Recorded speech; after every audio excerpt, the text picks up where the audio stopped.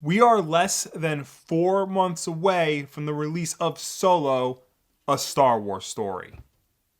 You probably forgot that, didn't you? I don't blame you, I forget too sometimes. The fact that we're 4 months away and we still know next to nothing about this movie is just incredible. I mean, we know who the cast and crew are, we know what the synopsis is, we know the behind the scenes drama, we know the logo, we know the Chinese title of the film, but that's it. No poster, no trailer, no press release photos, just whatever behind the scenes pictures Ron Howard likes to tease us with on his Twitter page. And that's not good. I know secrecy is the name of the game when it comes to Star Wars, but this is ridiculous. By now we would have gotten a trailer and a picture of Alden Ehrenreich as Han Solo. Even with the director change, we would have at least gotten that. I can understand if this was coming out in December like all the other Disney Star Wars films, but it's not. It's coming out in May. That's right around the corner. And all for a movie that nobody really seems to be all that excited for. You listen to any podcast or you talk to any Star Wars fan and they'll tell you that the idea of a Han Solo movie sounds cool, but it's not something we're actually interested in. In fact, when it comes to the anthology Star Wars movies, we really don't want to see any films starring any pre-established characters, really. Well, except for one character. It's Obi-Wan. From the second it was announced that we'd be getting a Star Wars movie based on Han Solo's early adventures, the reaction from the fans has been almost the same across the board. That sounds cool, but that's not necessarily something that we want to see. I mean, sure, we all love Han Solo, but the idea of anybody other than Harrison Ford playing him is bordering on blasphemous. And that's nothing against Alden Ehrenreich either. From what I've heard, he's a great actor, but he's not Harrison Ford. Now, of course, it's not really fair to judge a movie we haven't seen yet. Like I said before, we've seen literally nothing. But it just makes you wish they would lead the continued adventures of that particular character to the books and the comics. At least there, in our mind, it will still be Harrison Ford. And of course, that's not to say that recasting is always a bad thing, even in Star Wars. Sometimes it's inevitable. Just look at the prequels. In fact, I think most of us agreed that the best thing about the prequels was Ewan McGregor's performance as Obi-Wan Kenobi. He had just the right amount of Alec Guinness's charm and kindness while able to work in his own youthful energy that this version of the character needed. Hello there. Which is just one of the reasons why I think a lot of fans, myself included, would be perfectly okay with an Obi-Wan Kenobi solo film starring Ewan McGregor. Imagine a film about Obi-Wan Kenobi set between Revenge of the Sith and A New Hope, about his time on Tatooine. Now, at first, that does admittedly sound silly. A movie about a guy on a desert planet doing nothing but watching after a kid from a distance.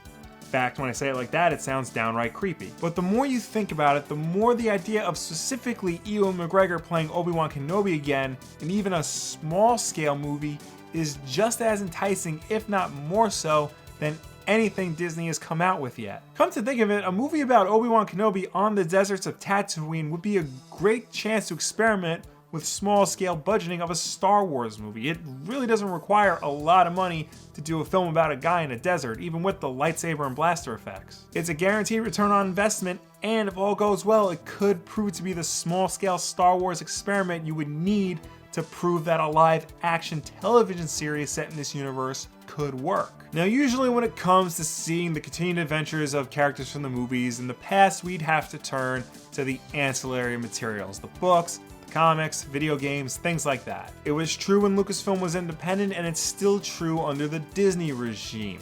If you want to see more adventures of the characters you actually like, you gotta check out the books, the comics, the what have you. You want to see more Han Solo? Go read the Marvel comics. You want more Leia? They're actually putting out a surprising amount of books about her. You want more Tarkin?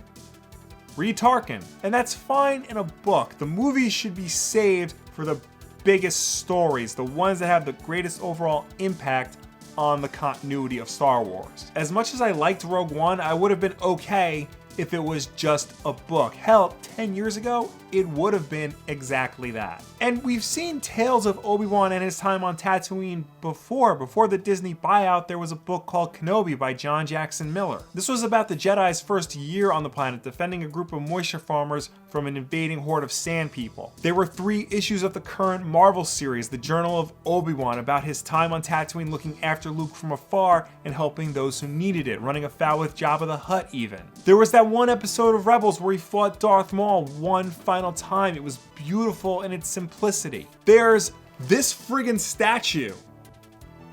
Hold on a second. Look at this thing.